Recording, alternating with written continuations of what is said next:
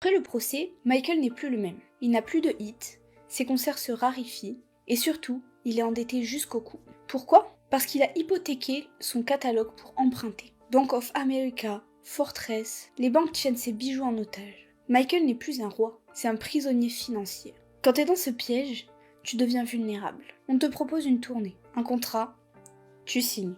Parce que t'as pas le choix. 2009, Londres. Michael annonce 50 concerts à l'O2 Arena. 10 hésite.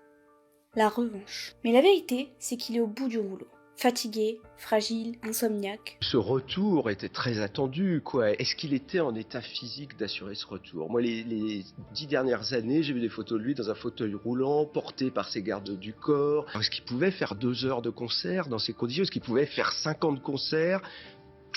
Question. Il prend des médicaments pour dormir, beaucoup trop. Pour tenir, il a un médecin perso, Conrad Murray. Un médecin payé, mais pas directement par Michael, par les promoteurs. 25 juin 2009, Michael s'effondre dans sa chambre. Cause, intoxication au propofol.